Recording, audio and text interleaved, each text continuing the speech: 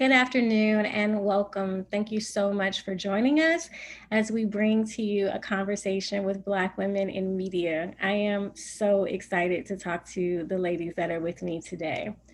We are here because we believe that when you think of the traditional feminist movement, there is oftentimes a lack of Black women represented in the discourse. Black women creators have always sought to explore the nuances of Black womanhood and the unique struggles Black women face in the US.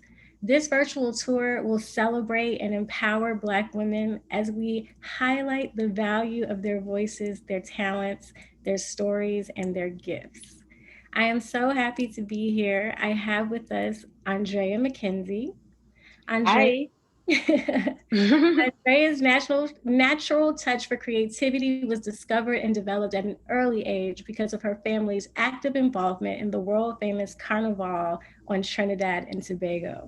Her fascination for contrast, textures, fabrics, and materials made its way into her jaw-dropping kaleidoscopic pieces. McKenzie uniquely infused glass, feathers, acrylic, and other materials on canvas, which propelled her into achieving a viable international clientele.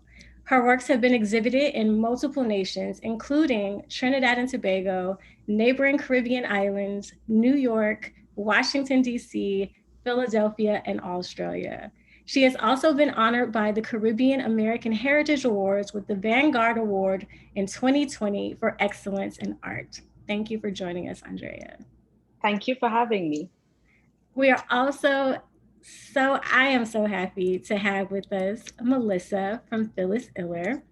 Growth and vulnerability form the foundation of Melissa Alexander's work. In particular, she focuses on the interrelational intimacy that exists within the Black American community, encouraging the model and viewer to lay down their guard.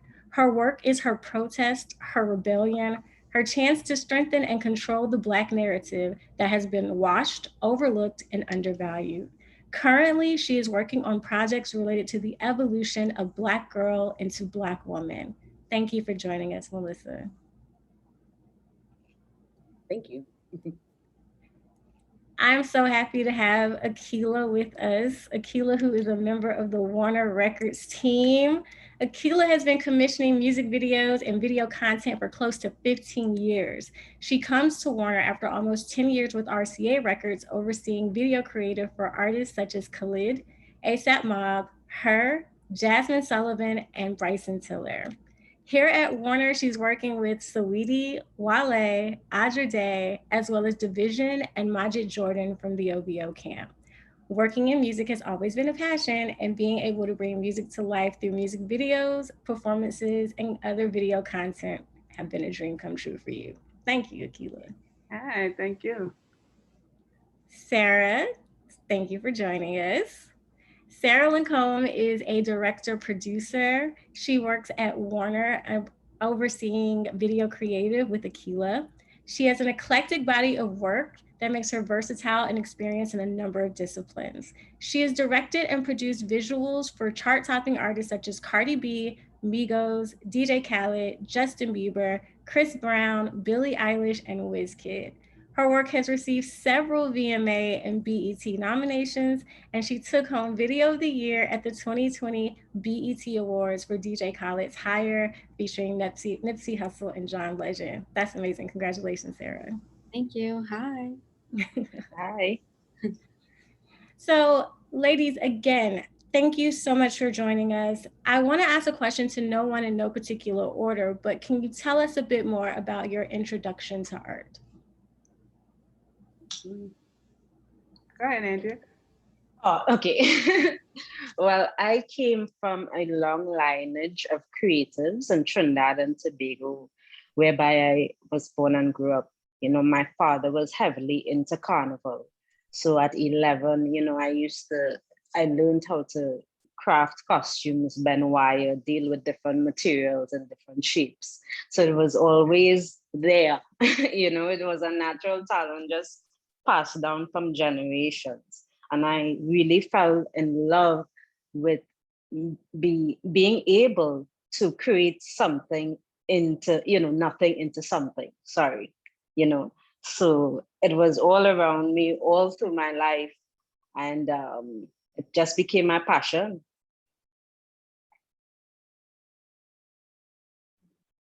All right, I'll jump in. You know, I started probably in the mid 90s, mid 2000s, you know, just loving music videos. MTV, BET was at its height, you know. I'm not going to debate its golden era of music videos. I mean, you could just tell that it was one of the most important tools. It was so new. It was like so experimental that, you know, from obviously Michael Jackson to who I grew up on, like TLC and Busta Rhymes to Britney Spears and DMX, like everybody had the craziest videos. I love watching the countdowns and just being involved and being able to see the artist for the first time or being far away. I grew up outside of Boston, so it's like I wasn't in New York or in Atlanta or in LA where concerts were coming through all the time. So it was just great being able to watch music videos and have those moments and, you know, experience the songs and music that way. I'll go next. So I'm kind of a blend of Andrea and Akila. So my mom growing up was always creative and artsy in terms of like painting and things like that. So I got a lot of that from her. Like I paint, I sew, I make videos, all that good stuff. But then early on, I remember like being super young. I don't know exactly what age, but like my older brother would always have on music videos, and I would always yell at him to turn them off because I wanted to watch cartoons. Like, why are we watching this? But as I grew up, like, you know, coming home from school, like I would always go straight into my room and watch like MTV jams and like that 106 in Park, all that stuff. So it kind of like became a part of me like naturally, just art wise. And I mean, I'm just happy that I'm fortunate enough to work in a field that like I've always enjoyed throughout my whole life. I can identify with that a lot. I remember being, I'll probably get into this later, but I remember being a kid and running home to watch Rap City on BET. And like that was my thing, right? And I wasn't supposed to, but in terms of how I got into art, I think like my parents are both very artistic people and we used to go to museums and stuff a lot, but my own relationship with art, because it felt like they were dragging me, right? My own relationship with art probably came when I started studying art history in high school. I really enjoyed it. I thought I was going to be the curator at like the Uffizi Gallery in Florence, right? Things took a much different turn, but I still recognize that the base of all of my work, my admiration for Michelangelo and for El Greco and all these different masters is still very much present. So, and then I just like the documenting process. I like making sure that these memories we have don't fade. That's beautiful. I love all of those Genesis stories. So, Akila, how has music been a source of inspiration for you in your work? Are there any specific pieces of label art, music videos, or albums that you've pulled inspiration from? And ladies, this you'll get this question too, so be prepared. Okay, I think we'll start with I pulled up an example, and it's the Khalid video, Young, Dumb, and Broke. And that was one of the biggest videos, like the first videos that I've done. And it just pulls from everything that I loved about music videos, from the cameos, from, you know, this artist kind of coming out of nowhere with this incredible album and this being the first big single. And, you know, that was the first time where it really got to get into our, you know, 2000 just make a dope music video bag. And you know, there aren't many times where you get a call from the artist and it's like, how do we get Keenan and Kel, Mr. Belding, and Wayne Brady in this video? And then it happens. And you know, just the energy around him, around the music, it was great. And you know, I always kind of reference back to that video and that experience of making that video, of just like when you really get into it and, you know, do it for the song, do it for the artist, do it for the moment, that those are where the greatest videos come from. So when I'm stuck creatively or when I'm trying to figure out like, what can we do with this? I kind of go back to that experience, you know, that video, and pull from what we did to make that great. So I know there's a little clip if you want to play that. Okay. Young, dumb, and broke. Young, dumb, broke, high school kid.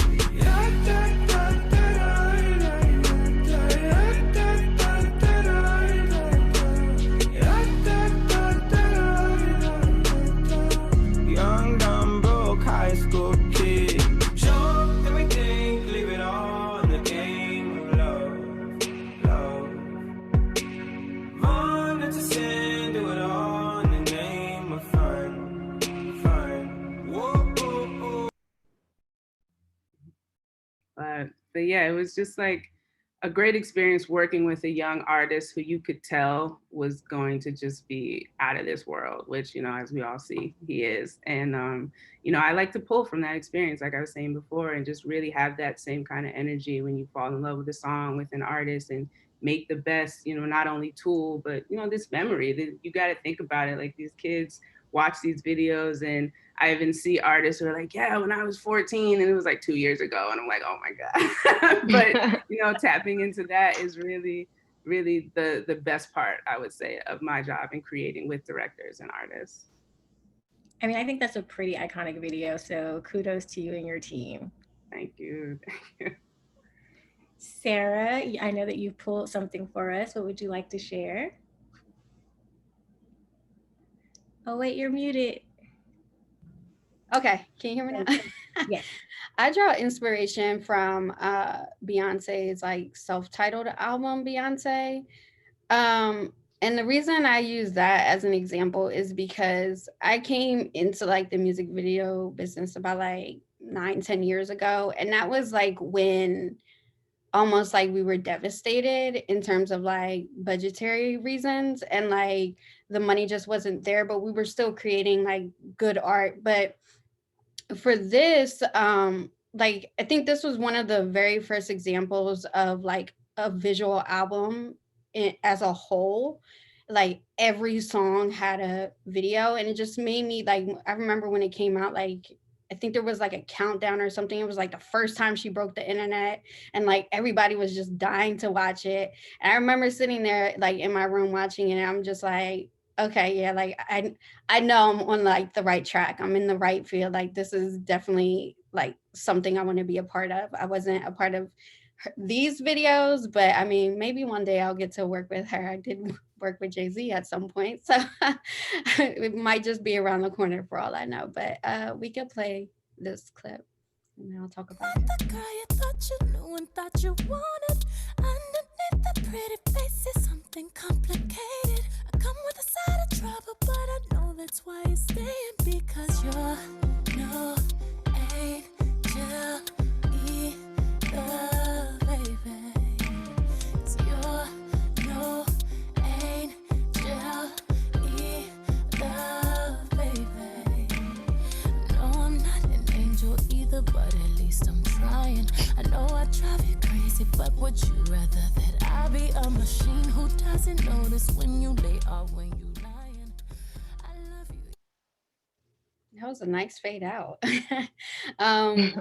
But yeah, so I picked that video in particular just because of what she's talking about. And essentially she's talking about like not fitting into what the world, and especially what men in the industry expect women to be and act in a sense. And I mean, like I try to establish that just like in how I operate in life and just move in general, especially when it comes to work, because you know, like I have all these talents and I love producing and I love directing, and I don't feel like I have to just pick one. I can be great at both, just like Beyonce can be a great singer and dancer and businesswoman. Like I could be great at all these other things. So particularly that song, I pulled like that message from there. I mean, who is not inspired by Beyonce at this point? And I, like you, I remember the day that that album dropped, and we were all at our computers like, Yeah. could not believe it. I absolutely adore that. How do you guys, so as we prepare to move on, before we move away, because I too grew up watching the countdowns and love videos, really quickly, I mean, how does it feel to see videos kind of come back to the forefront again? They're being lauded, they're continuing to win awards, people are continuing to talk about them really quickly. How does that make you feel?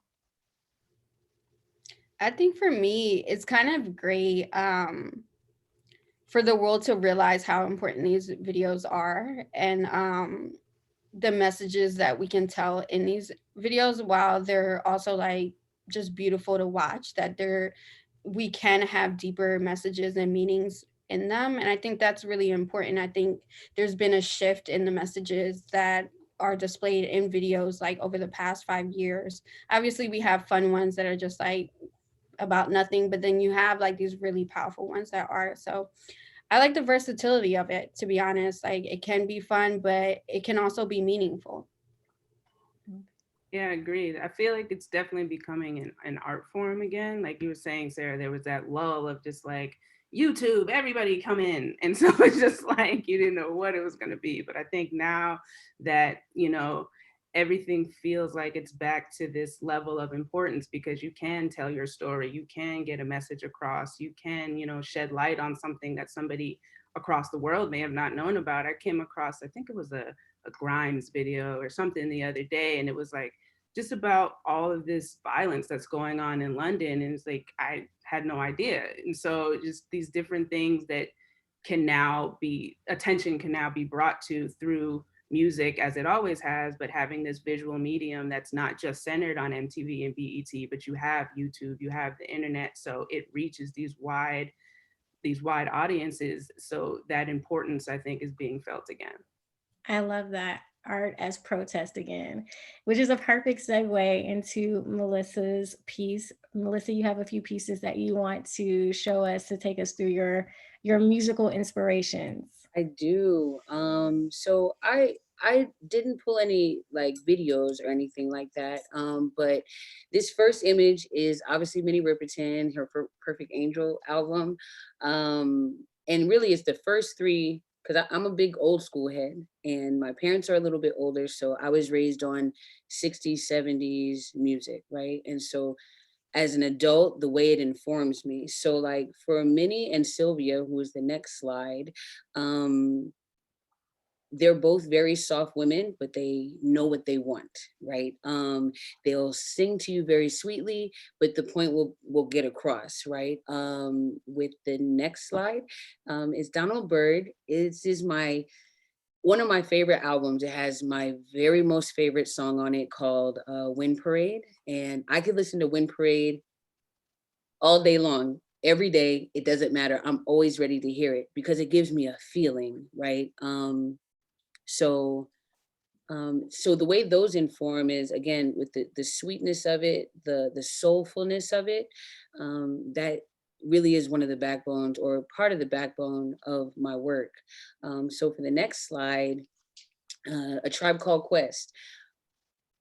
My earliest memory of hip hop, like a vivid memory, is sitting next to my big brother, his door, and I was about 7 or 8, and I could hear Electric Relaxation, like the bass of it coming out of his doorway, right?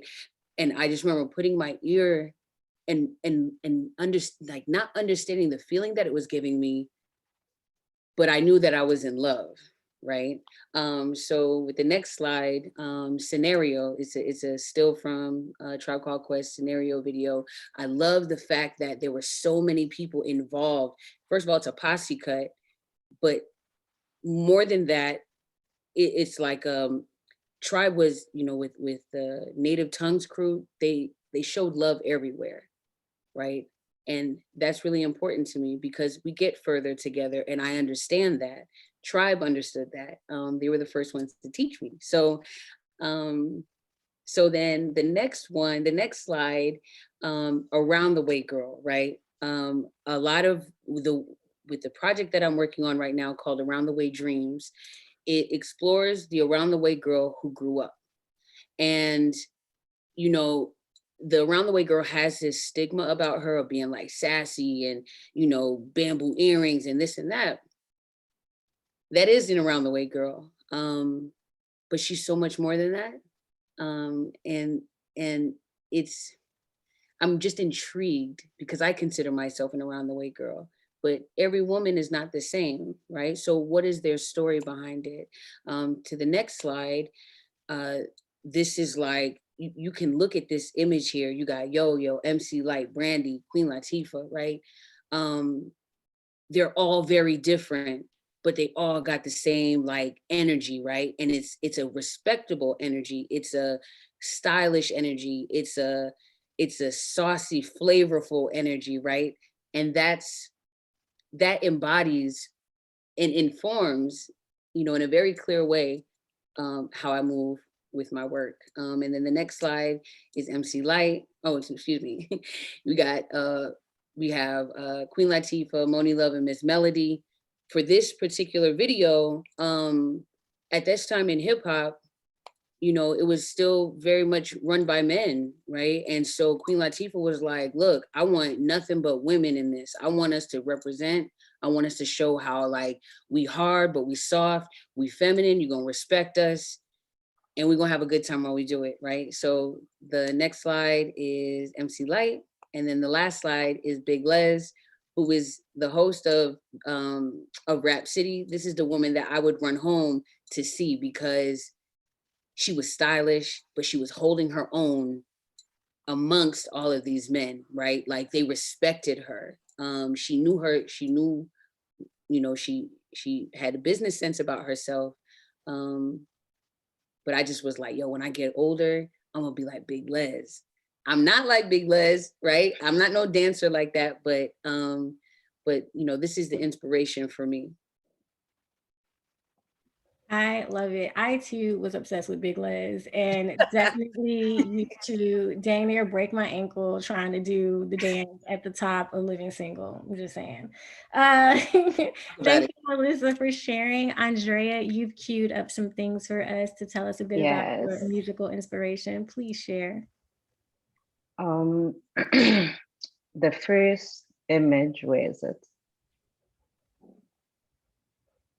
Yes, this first image is called The Rise of a Queen. Now, music has helped me on my journey a lot. You know, I feel like if music has the ability to change my mood at any time.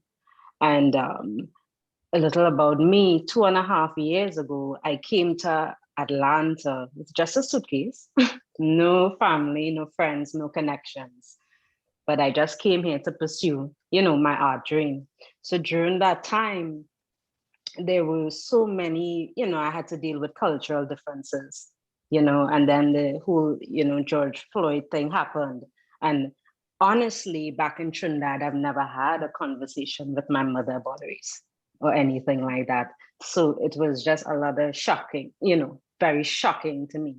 And I had to do a lot of research. So this piece was actually inspired by Andrea Day's song Rise Up, you know, and really her voice was just so soulful and the emotion behind it. So I had to really push that to my creativity to find something positive, you know, and of course I love Shadi. Being a full-time artist is not an easy thing, as well, coming from a different country as well, and having to adapt. So this piece is really about that. The yellow signifies a new day. The birds means like protection around me. Her face is looking up as for hope. Her eyes are closed, holding on to faith, you know, and really building that momentum. So music is huge. Even if I'm in a bad mood and I put on something, you know, and it really hypes me up and gets me going, like you need to do this, you need to push through. And that's how I always do it. Actually, sometimes I might hear a song or a lyric and it inspires me. This is a beautiful piece. So ladies, When we started talking about having this panel, one of the first things that I wanted to ask you all is what it's like to navigate the art world, the video production world as a Black woman. Please feel free to share as it comes to you. I'd like to jump in on that for sure. Being a Black woman, navigating everything, it's interesting. It's very interesting. And I say that because for myself personally, I've never really come up against someone saying, oh, you can't do that because you're a woman, or, oh, I'm going to exclude you because you're a woman, or anything like that. But I hear stories about it, right? And I wonder why I don't encounter that as often. Maybe I'm not looking for it, right? And that's not to say that it doesn't exist. But I've always been the type of person who believes like, okay, if that opportunity doesn't work, I'm going to make an opportunity for myself, right? If they close the door, I'm going to build one. If I don't have a seat at the table, that's fine because I've already built 3 or 4 of them. You know what I mean? But what I do appreciate about it, especially here in Atlanta, with the women that I associate myself with, we're very much of a nature we support each other in a way where we're going to get it done. And you can watch or you can join us, right? We're not cliquish in that, oh, okay, well, this is my crew and you can't be down with our crew. No, we want more. But you have to understand your power in order to be down, right? And when our powers combine on some Captain Planet type thing, right? When our powers combine, then we can really start defeating and dismantling the systems in place to keep us back. And I'm not talking about just Black women. I'm talking about Black people and Black and brown and everybody in general. Like once we realize that our power is stronger together, we make it further. But being a Black woman and knowing how much we care about everyone and how we will support anyone who is not, who maybe lost their voice, we'll be that voice for you, right? That's something that I see a lot, just within the art world. And that's, I lend my voice. Yeah, I can jump in on that too. Early on when I was actually going on set, because I started from, working in the assistant position in the video production department all the way up to what I do now. And stepping on set and really having to have that voice of authority, it was hard to find because you walk in the door and nobody assumes that you're the person in charge, but a random man could walk in the door. It's like, oh, are you here for the, and it's just like, finding and navigating that and really figuring out, I come from a place where I'm always trying to check, I guess, my ego and make sure that I'm coming from a place of like problem solving, making it happen, because it's a collaborative process. So to have one person in charge isn't always realistic because it's like, I have to work with the director, I have to work with the producer, I have to work with the artist, I have to work with the manager. So it's all a collection of these ideas and these things coming together. And so I try to be the person who can, step away and facilitate all of those conversations. But I find it way easier when I'm dealing with women to do that. Female directors, female producers, it's a way smoother process. And it could just be because we're not used to it. Somebody the other day asked me, hey, do you know any Black female editors? And I really couldn't come up with any. And that's the problem. But I look at the work that Ava DuVernay is doing and, on the film and TV side and really saying, no, this is a problem, but also a problem that can be and should be solved.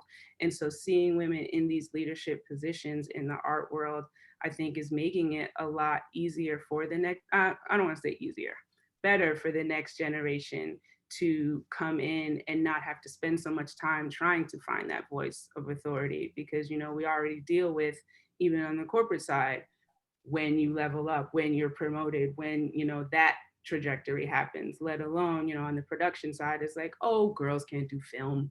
You know what I mean? It's like, so just still having those conversations is definitely frustrating. But I think that, with everything that's going on and also speaking to art being protest, music being protest, videos being, the louder voice than just the artist standing there alone, you know, people like Beyonce, like Janelle Monáe, you know, like even Queen Latifah, who started with Ladies First, like, yo, we do this. You know what I'm saying? Like, we grew up right there next to you, rapping to, doing this, doing that, taking photos. So it's like, it's not new.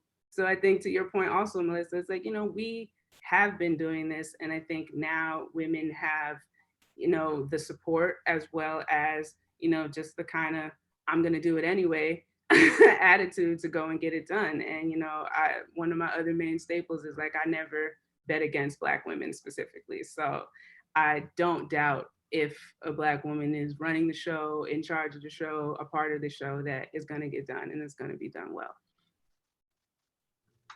I want to piggyback on Akila's finding your voice on set. So, I mean, I still deal with it like every day. I could go on set and I could be the producer or the EP it's the company who's literally running the whole show, or I could be the director. And if it's somebody I don't know, or like a client I haven't met, or it might just be another actor on set, or it could be like the gaffer, whatever it is, it's just like I get so often like, oh, are you a model? And it's just like I laugh and I'm just like, nah, but thank you. But like, no, I'm actually, this is me. So there's something when I'm in those situations, it's almost like empowering, because like I like to play the backseat, and like it's also I'm kind of like ear hustling too, like what y'all got to say, because you don't know what I do, but I'm hearing it, so that way I know how to respond. But it's kind of empowering, like to go on set and people don't know who you are or what you do, and then like you have to show up and like solve a problem or like, you know, help out, and it's just like, oh, okay, like you're the person I should be talking to. And it's like, yeah, I'm that person. So I mean, it does get difficult sometimes, especially like I look really young, but I'm not. And it's like people don't like think that like I'm immature, or like I don't know what I'm doing, or like they feel like they need to handhold and those type of things. And I'm a very collaborative person. Akila knows that. But like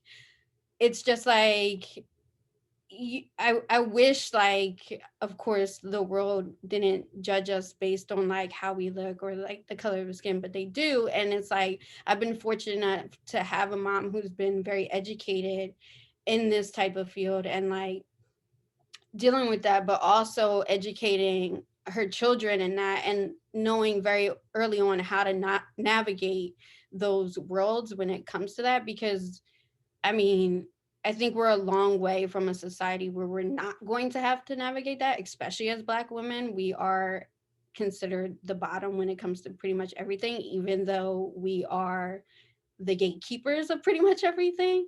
So yeah, it's I think it's something we'll constantly deal with, but I think we're becoming better at being like, you know, knock it off, essentially. So yeah. Can I ask really quick though, like, because I understand that feeling of needing to find your voice, or being, you know, maybe being afraid, not afraid, but like maybe a little bit slower to like speak up. And I wonder, even within myself, like, why is that? Like, is it because I don't want to come off as, you know, like, am I afraid to take up space? Am I afraid to give my voice, right? And then I wonder, like, what is the difference, and why do I say, oh yeah, that's me, I'm sorry, I didn't mean to, like, why am I apologizing? And I think that's maybe a woman thing in general, but specifically for Black women, is it just that we don't want to come off as aggressive and like the angry Black woman? I mean, I get that quite often. Like, I'm aggressive. I've been told that I've been aggressive or too bitchy or whatever. And I'm just like, well, don't fucking work with me.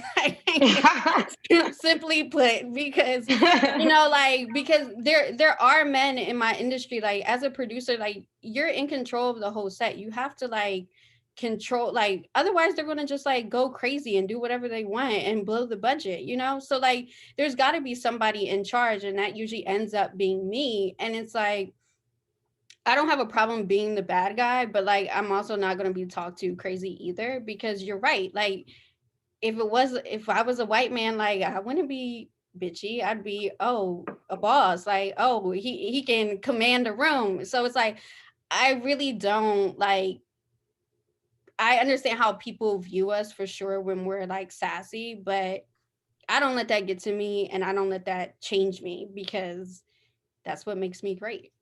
Yeah, I think it's a systematic thing. Like you're almost taught, whether vocally or just by what you see, that you're not as important, or your voice isn't as loud or shouldn't be as loud, because that's when it's sassy and that's when you're aggressive and that's when, oh, you're too much. And it's just like from the dolls that you see to the cartoon sidekick, it's always like the sassy Black friend. And it's never the friend that went to college or the friend that's doing this. It's like, look where we are now that Barbies are now lawyers. It's like, what are we talking about? So so it's just, I think, it's just the way society is. I feel like it's changing. I feel like a lot of, Gen Z that's up next?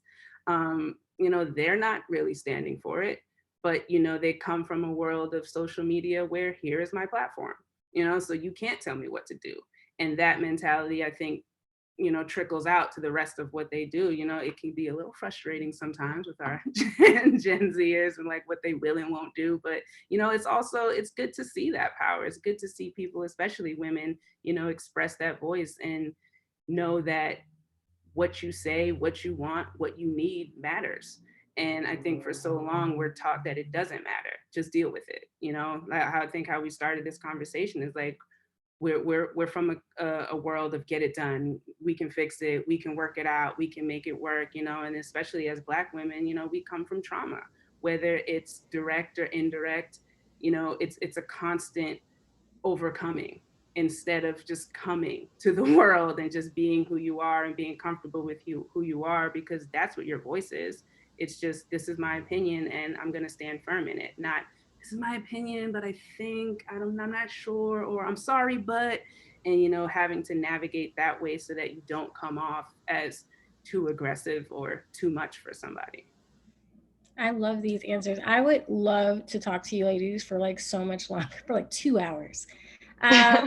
But I know that we were on borrowed time here, and I wanted to get to a few other pieces that you've prepared for us, because one, I want to appreciate that you all wanted to participate in this kind of new way of doing a panel where we aren't just going to be talking, even though there are some really great talking points, but you're also showing and showcasing the art, which is the whole reason why we're here.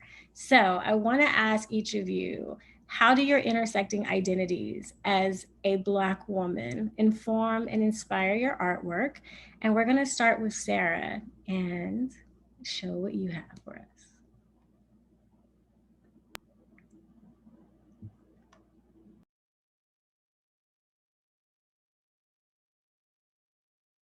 Oh, you're muted, Sara.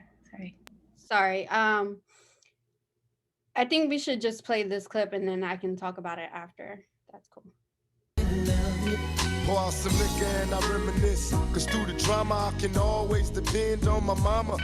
And when it seems that I'm hopeless, you say the words that can get me back in focus.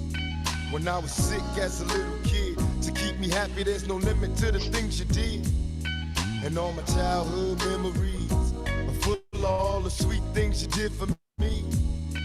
And even though I act crazy, I gotta thank the Lord that you made me. There are no words that can express how I feel. You never kept a secret, always stayed real. And I appreciate how you raised me and all that. Okay, so I particularly pulled that example because piggybacking kind of off of what Akila was saying about Black women, our trauma. I think there's a lot of stories around our traumas and what we deal with in the world.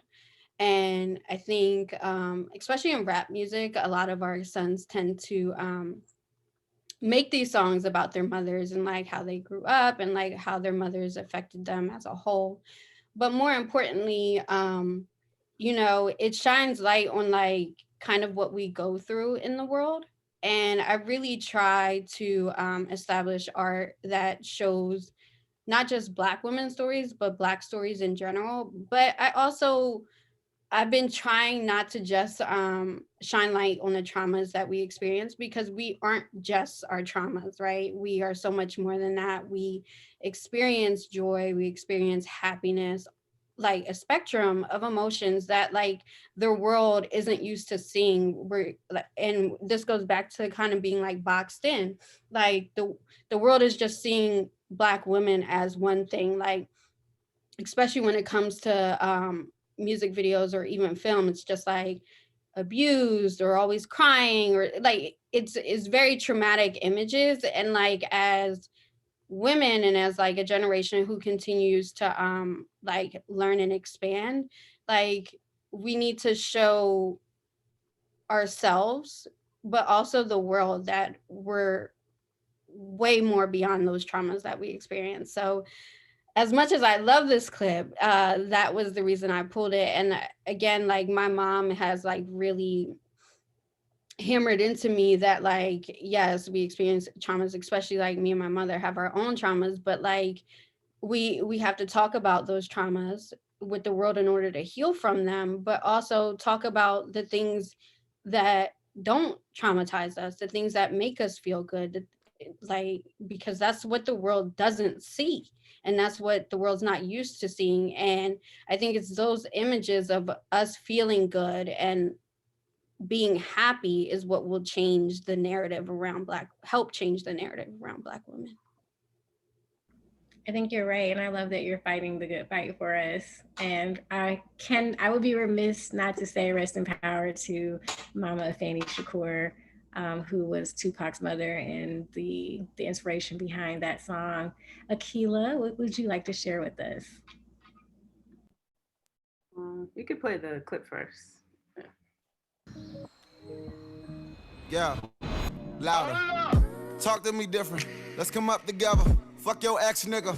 If you fuck me better, let's go to Neiman's. Let's go to Lennox. Spend a whole check and run a play to get the next one. Let's create the vibe. Let's not take our time. Let's spray paint the Trump Towers letters, you and I. It's you and I. Till it's suicide. Or till the crack pull us over and no one around. Bang. We woke, shorty. Protest and party. I know you love nostalgia. I got you Barneys. Get it, my bitch with it. Her bitch is with it. A snake is on the slippers if a snake ever get near me. She tell me I got you, that's all for intuition. She tell me I got you, I trust her. Oh, okay, I'm off mute. Yeah, I chose that clip. That was one of the first videos I think I worked on when I came over here from to Warner. And you know, it's always, these songs come across, I think now more often than not, but it's important to me when, you know, an artist does come with a message, especially a message about Black people or Black women, that, you know, everybody involved is properly informed. And, you know, I'll answer this question kind of more from the commissioner mindset of just making sure that when you have a message, it's important. So it comes down to like casting and, you know, how you visualize this important message. And so it's like, I've worked on videos before where it's like, oh, I want to make this song about how much I love women and da da da. And then like, but these are the type of girls I want in the video. And it's sort of like, oh, these are conflicting messages. And, you know, having that voice and sitting in that seat of being, you know, understanding it's a teaching moment, because you are dealing with someone who's young, who's like, you know, excited to get their message out there and may not know or may not understand fully what it may mean to put this type of person in this light versus this type of person in this light. And, you know, just having the ability to have that voice and have those conversations with artists and managers and, you know, understanding like, I get the message that you're trying to portray, or tell me what you're trying to portray, and let's really talk about and think about how we're going to do this, because it is important, it is going to be seen, and it's more than just like, oh, I want my song to be #1, but if you're going at this with a message behind it, I want that message to resonate. I want it to resonate visually, just like you put the energy in it to resonate in the song and in the lyrics. And I think it's important to have Black women in those conversations, because, you know, especially if you're talking about hip hop and R&B, like we're in that space. And if it's only men, or if it's non-Black people trying to tell those stories, that's when you run into issues. I'll say, and you run into these conversations. It's like you look at the fashion world and all those kind of hiccups that we saw over the summer. It's just like, well, who was there? Who was there to raise the hand and say, not sure, or maybe we should talk about this a little bit more. And I think that's a very important role, as a Black woman, that I take very seriously, that when these things come up, that we stop and have those important conversations, because representation does matter, and it matters to do it right. I agree. I definitely think representation matters, especially because we do know that young girls are also fans of hip hop. They're fans of all music. They are too running home. And I mean, again, I don't know about y'all, but I definitely wanted to be in Biggie's video, just like waving a glass of champagne. That just looked like so much fun to me. And it's good to see yourself represented when you look into these art forms. So thank you for fighting to make sure that those messages are cohesive all the way through. Yeah. Andrea, what would you like to share with us as it relates to your intersectionality as a Black woman? Well, yes, there we have it. To me, it's very important to amplify Black women voices. In this piece, I was reading something a day, and I saw the quote, "Our backs tell stories no books have the spine to carry," by a Canadian poet. And it really resonated with me, because I throughout my life, and also speaking to friends, family, strangers, a lot of women go through a lot of things quietly, privately, and always wear that winning smile, as also for me, I don't publicize what I go through, or I'm not the type of person to really express myself like that. So art has given me that gateway to do so. And with my artwork, I like to find at least a little positive in the darkness. You know what I'm saying? And to show that Black women are so strong. We have been making so many waves. So this piece really reflects that. Can't really see the words, probably, but it's at the bottom. So this is just an image of strength, and she's looking out into the future as well, because it's bright.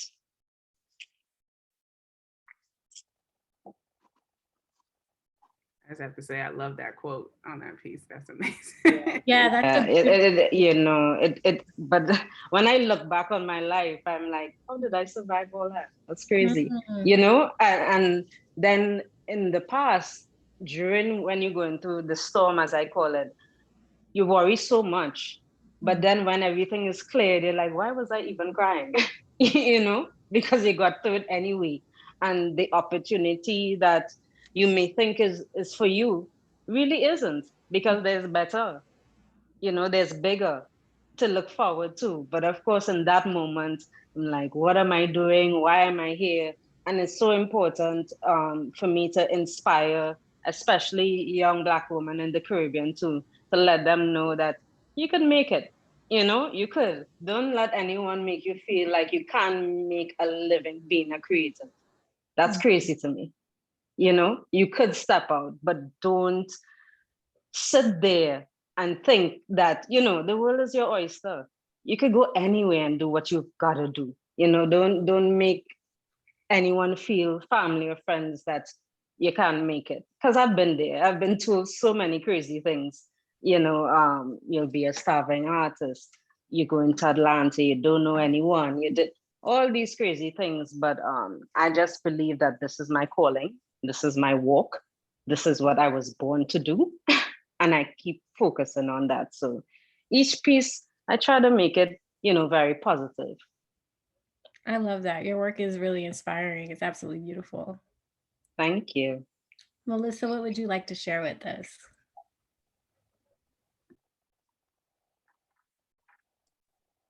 So this is this right here is one of my images from my project Around the Way Dreams, right? Again, this is a exploration of the around the way girl who grew up, right? And the reason I chose this particular image, because it was a whole set of images. I had about 13 women in December come to my studio and we made portraits, right? But I told them like, yo, hey, I find you to be an around the way girl or an around the way woman. You know, show me what that looks like to you. And this is my friend Nikki. And Nikki, you know, came with the kufi and everything, like, and she looks amazing. But the reason I chose this particular image to represent how all of my thoughts come together is that she has a very, what could be seen as intimidating kind of look, right? My thing is that I see power when I see this. And I ask the viewer to say, is she intimidating or are you intimidated, right? I don't want anyone to ever believe that the Black woman is not strength in walking form, in living and breathing form, right? And like, you know, Sara was saying a little bit earlier about, you know, finding that voice and and and speaking your truth. And even if your voice shakes, right, you're living your truth, right? And that's very important to me. So it's the meeting of the masculine and feminine in this photo. It's the way she stares at the viewer. It's the softness of maybe her pink hair that's peeking through and this bold red lip, right?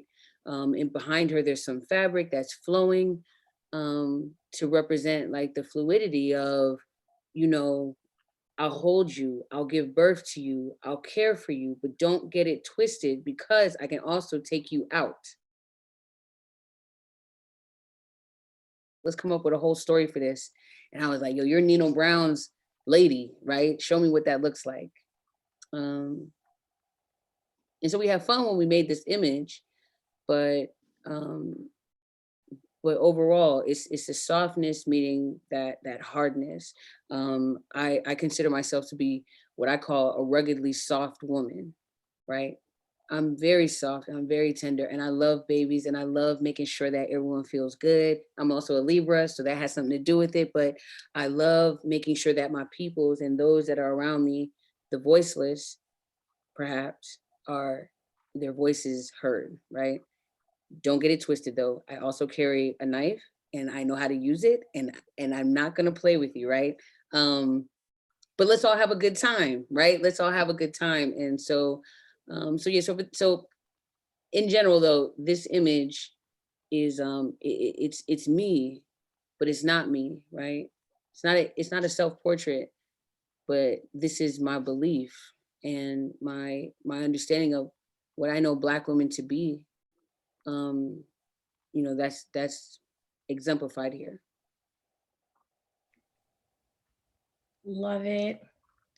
Of course you're a Libra. Libras always see things so beautifully. Are you a Libra? I'm a Leo. Oh, okay, well that's cool. Yep, we get along. I have tons of female Libra friends. I love y'all. Y'all always bring the vibe, I say. If you want to have a good time, ladies and gentlemen, invite your Libra friend. Ladies, I'm going to start off with you, Melissa. What are some important messages for you to convey in your art? And I believe you have something for us to see. Yeah, of course. And I know I have like a few, again, I have quite a few here. And I'm looking at it on my screen as well. So this one, actually this first one and the second one are also a part of Around the Way Dreams. The first one is called Around the Way Anonymous. And that was really important to me because she could be any woman, right? And I asked, this is my friend Lisa, who I've known since I was about 17, and she's watched me grow up. I'm 35 now, right? So I was like, Lisa, turn around. Like, I don't want to see your face, but give me the energy, right? And she was like, I don't know what that means. So I'm going to turn around, right? So for this one is called Around the Way Anonymous, and the next one is called Shorty a Wild One. This is my homegirl, Taj. Taj is a doula. Taj is a firefighter. In fact, she's a sergeant. She's also a paramedic. She's a mom of 4 or 5 children. She's building a birth center in her backyard, right?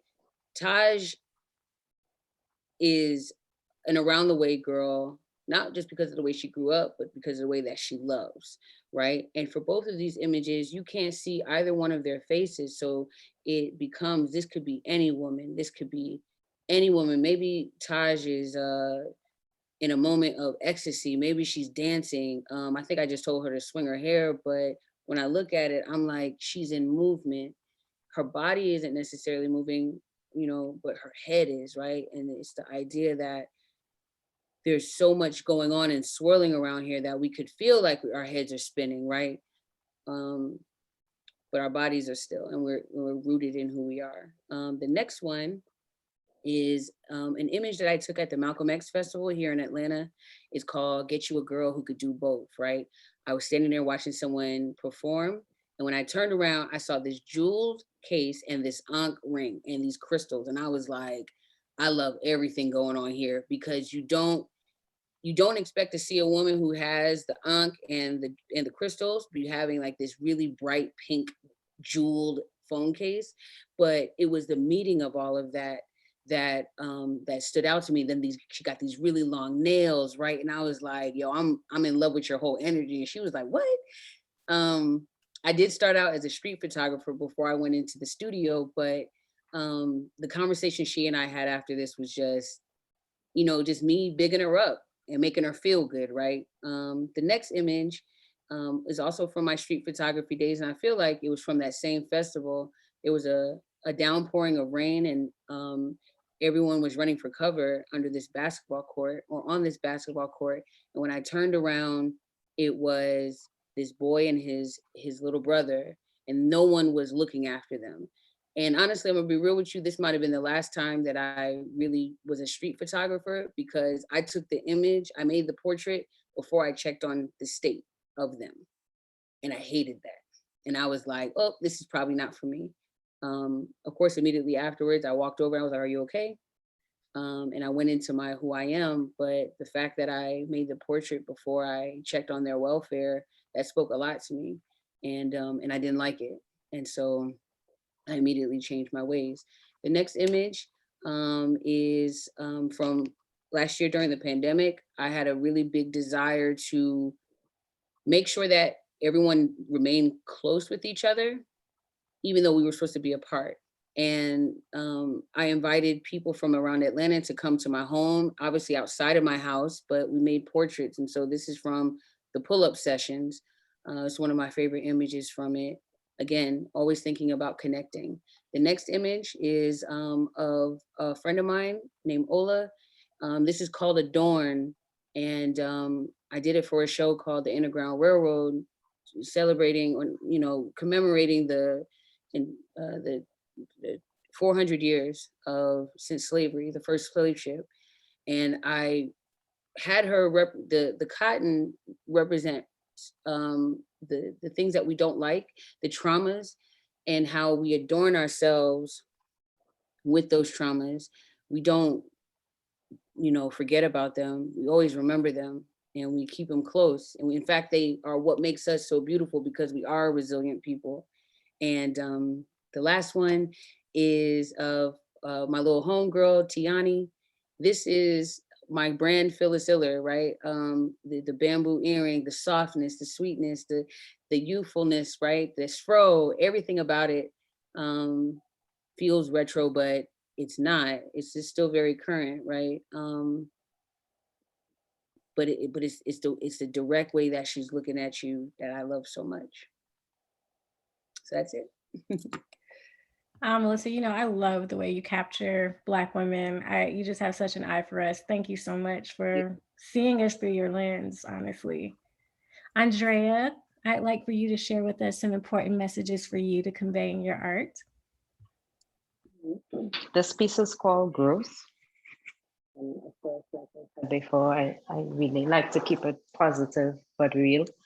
I went through a series of growing pains, you know. My journey as an artist really made me more spiritually aware, and I got an understanding of self, you know, because I really didn't know who I am, who I was. I felt lost at that moment. So this piece is like I said, called Growth. Yes, it's painful, but it takes accountability, it takes healing, it takes all these different things that we're probably scared of, but well worth it. So my art really and truly reflects on my journey as a Black woman coming from another country, coming here, but across the board, we do experience the same things. Even in Trinidad, we do experience the same hardships being Black, you know.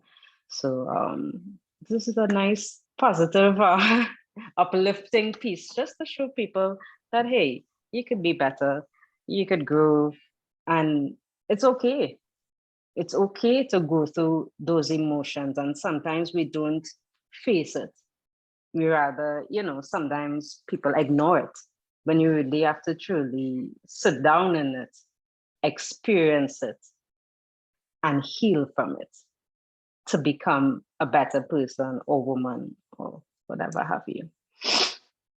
Because also, not only up here, but in Trinidad as well, people don't really understand the importance of mental health and really taking care of yourself, because you could send yourself crazy if you don't really sit down and understand that sometimes you need to take yourself, first, put you first sometimes.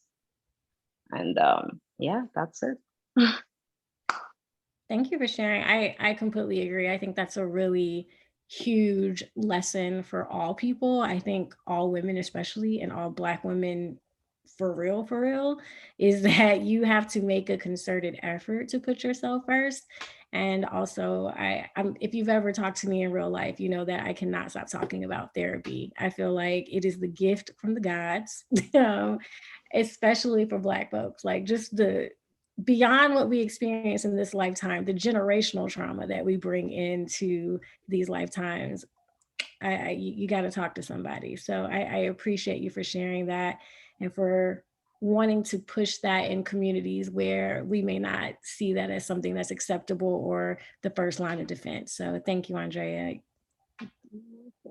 I too have gone to therapy and I see nothing wrong with it. Because especially as someone that don't really like to speak and show emotion like that. So I went to therapy, and after I was like, whew, thank God I did that. I felt so much better. And you're not crazy for it. It's healthy and it's okay, to really sit down and understand why you feel that way. Because of a lot of us, we have to unlearn what our parents taught us and what their parents taught them, because it trickles down, so it's just so important. Thank you for sharing. Sara, can you share with us some of the messages you'd like to convey? You're muted. I'm so bad with that. This is a video I directed last year. Keyjon Bryant, I Just Want to Live. It obviously, I'm sure we've all heard it. It took off during the George Floyd protests, where at the time, obviously, we were in quarantine, but and I think a lot of that really affected like how we responded, but also we were angry and we were upset and we were hurt. And I think as a people, we just had enough. So I think it was really important for the message to kind of get through the visual to complement the song and the lyrics that Keyjon and his mom wrote, because they wrote them together from what I remember. So yeah, let's play the clip. Will I live or will I end up dead? It's an need for sequel. No matter where I be, there's no place safe for me. Oh, I'm not asking for too much. So Lord, please help. I just wanna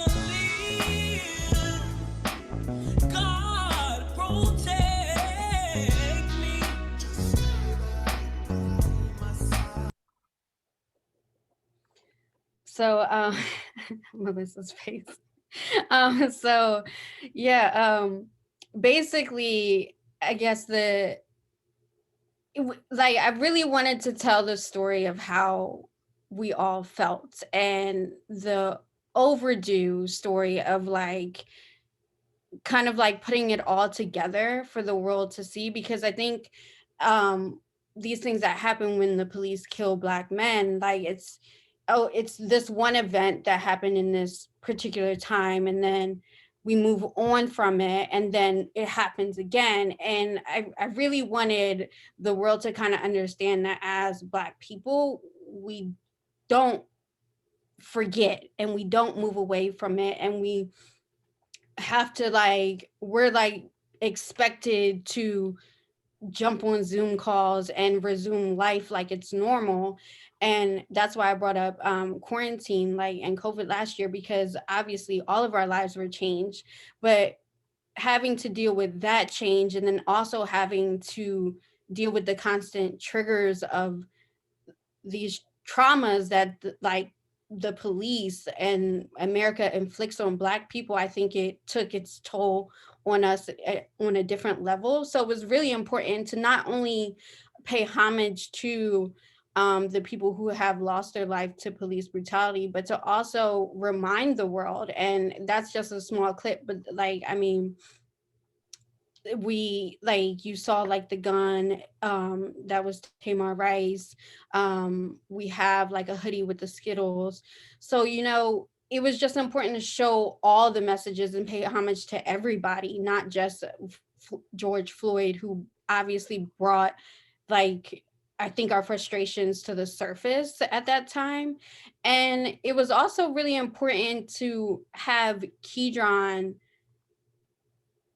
really hone in on that message. And in that particular clip, I don't know if you saw, but like he's like crying, and I mean, I can't direct the kid to cry. Like that's how empowering and meaningful this visual was, not just to him and me, but to everybody on set, because it was really important for this message to come across, but also be told well. And I mean, we made a creative decision not to raise a gun to him. So what the police officer is holding is a taser, but it still drives home the message, right? You still understand. And the meaning behind like the circle of people around him is that the world that we live in, like all these things happen and there's always people like on their phones, bystanders, but like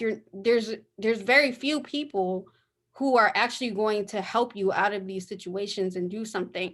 And what I wanted to point out is like I remember last year being in Atlanta while the George Floyd protests were going on, and I remember like seeing people like getting pulled over and things like that, and I just remember people stopping and watching, and it was just like, I wish we could be more of that. You know what I mean? So yeah.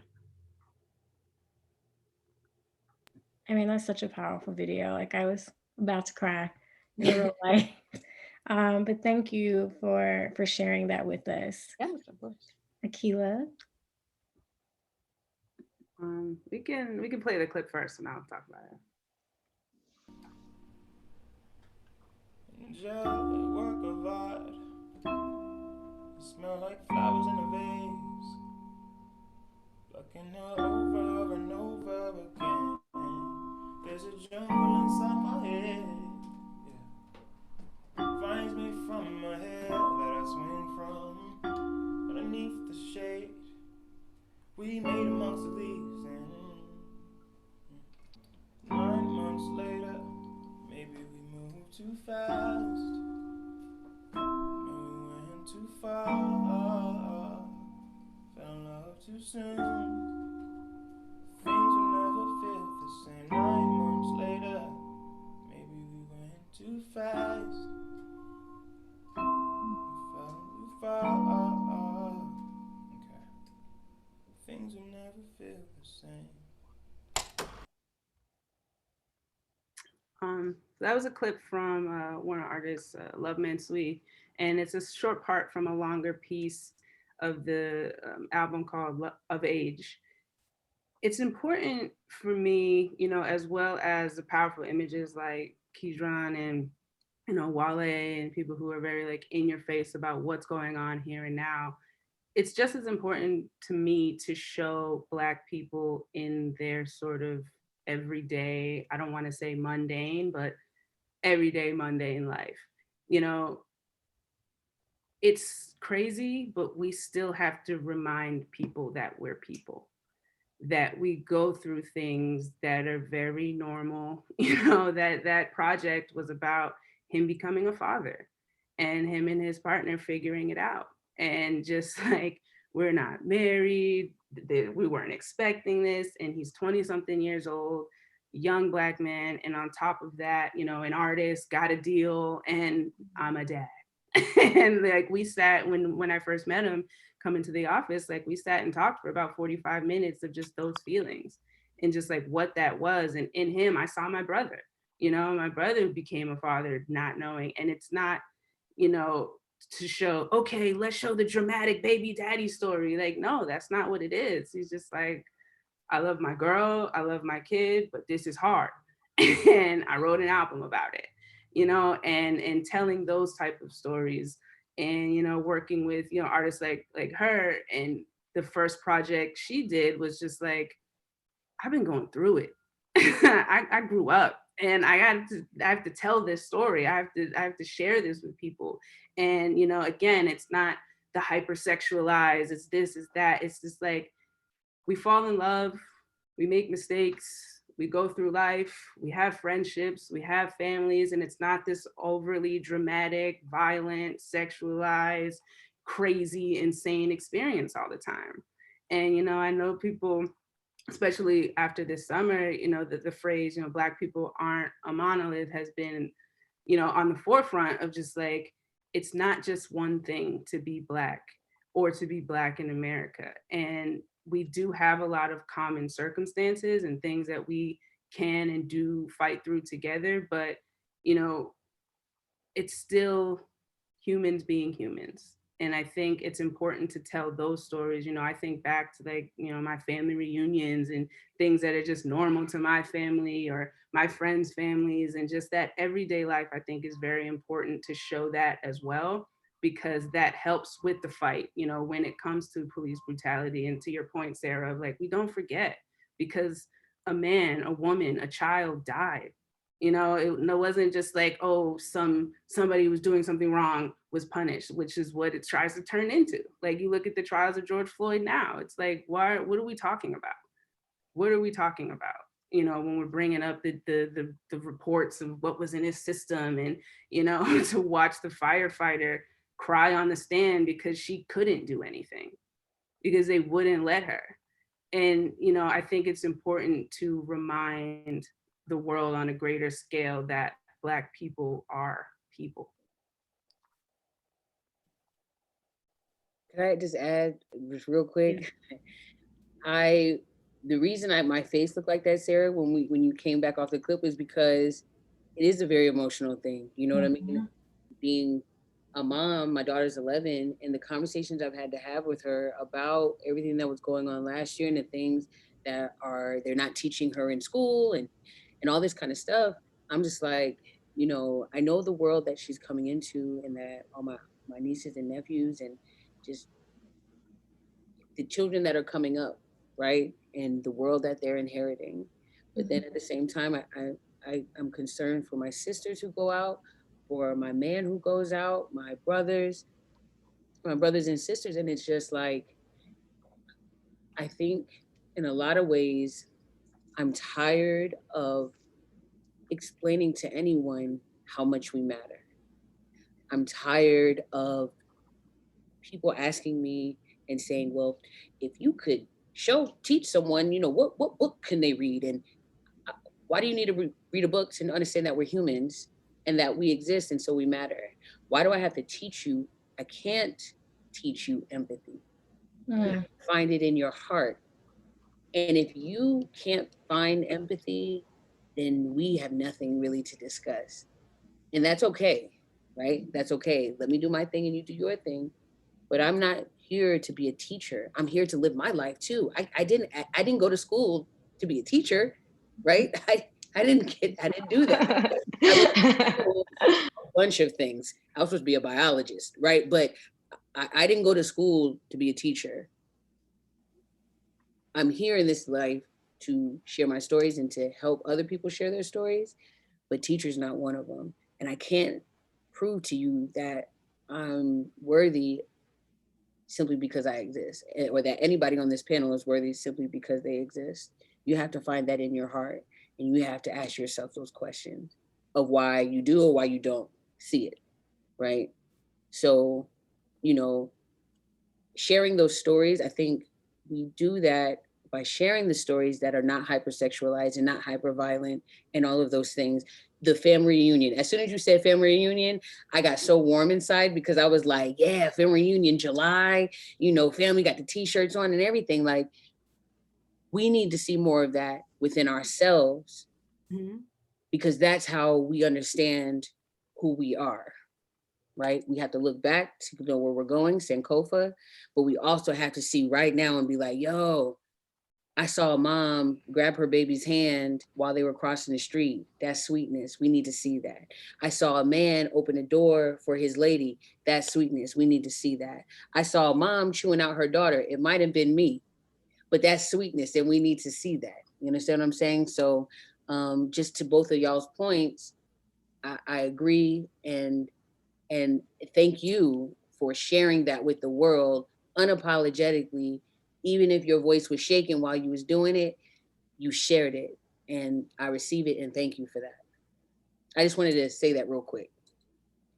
No, thank you, Melissa, because I want to say thank you to all of you ladies for showing up in the world, for being unapologetically Black, for being yourselves, for all the different ways in which you amplify and enrich us. It honestly has been my honor. I was so excited to talk to y'all that I realized I didn't even introduce myself at the beginning, because I was like, nah, y'all don't understand. I'm about to talk to these ladies. So for those who do not know who I am, my name is Nikki Marshall. I'm the co-chair of Kinfolk, and I work in the sync department at Warner Chappell. I've been with Warner Music Group for 5 years, and it has been my distinct pleasure to moderate this panel. I am not lying or using hyperbole when I say I wish we could go on for much longer. And I might be reaching out to all of you after this, just for some private conversations. I also want to thank Dr. Maurice Stennett, who's the head of DEI, Chris Atlas, Teresa Moctezuma, Lauren Ritchie, Jameson Antoine, my co-chair, Kevin Davis. I want to thank Fair Game and everyone from Kinfolk. We are all doing our part to make Warner a truly diverse and equitable space, and I appreciate each and every one of you. Bye, y'all. This has been fun. Guys, thank you.